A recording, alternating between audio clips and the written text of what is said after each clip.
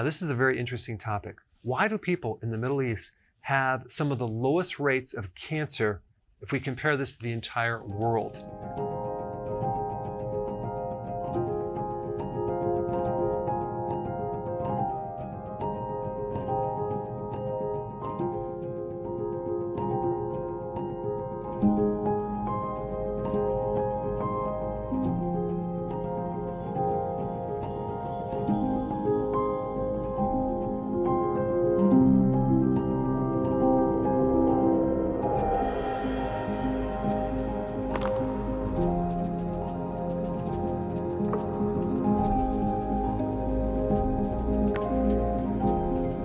Now, if we take the average of how many people get cancer in the entire world, it's 198 people out of every 100,000 people get cancer.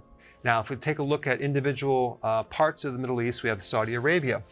96 people get cancer out of 100,000. Yemen, 97 people out of 100,000. Oman, 104. Qatar, 107. UAE, it's 107, and Kuwait is 116 people out of 100,000 people get cancer. So you can see, if you live in these countries, you have a much less risk of getting cancer. Let's compare this with Australia. 468 people out of 100,000 get cancer. They take number one, they get first place in getting cancer. Number two, Ireland is 374 people out of 100,000 people. Next one is Hungary, 368 people, okay, out of 100,000. And then United States, 352 people out of 100,000 people develop cancer.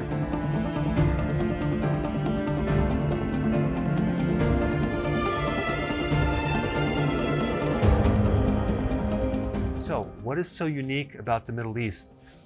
Well, number one, fasting, Ramadan. Now, Ramadan is a religious fast that extends over the course of 1 month. Now, that 1 month is just 1 month out of the entire year. What blows my mind is they're fasting right after sunrise to sunset. So they're usually eating before that and eating after that. So Ramadan is considered a type of intermittent fasting only for 1 month and produces a tremendous decrease in rates of getting cancer. That's quite remarkable. So why does fasting help with preventing cancer? Well, it starves cancer. Do you realize there's between 10 and 50 times more insulin receptors in a cancer cell versus a normal cell? What does that mean?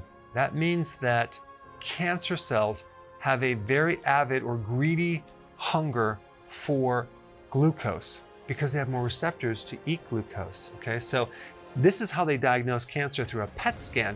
A PET scan identifies areas in the body that have a very high metabolism of sugar. So cancer loves sugar, and when you're fasting, you're not consuming sugar. All right, number two, autophagy. Fasting stimulates autophagy, which is a condition that helps to recycle old damaged proteins. It helps to recycle old damaged things like damaged mitochondria.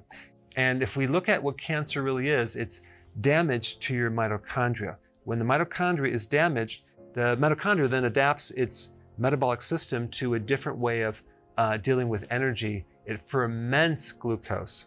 When you fast, you kick in this autophagy and you're recycling damaged mitochondria, which is going to decrease your risk for cancer. The third thing about fasting is that when you fast, you generate new immune cells. You strengthen your immune system. Your immune system becomes stronger. You generate more killer T cells, which directly kill cancer cells and viruses. And you also stimulate more helper T cells, which indirectly help reduce cancer. All right, next point about fasting. It's one of the best things to get rid of inflammation. Cancer tends to spread, migrate into areas of inflammation. So fasting is one of the most potent anti-inflammatories. So it's going to reduce the risk of cancer being spread. Also, when you fast, you increase the antioxidant networks of the body. So these things that actually protect you against free radical damage, like in the mitochondria, are improved or enhanced when you fast. So that's going to decrease the risk of getting cancer right off the bat. Fasting is one of the oldest therapies. Even Hippocrates mentioned fasting quite extensively, and he had an interesting quote: "But to eat when sick is to feed the illness." Okay, so when you're ill, you don't want to eat very frequently. And he was considered like the foundational father of medicine.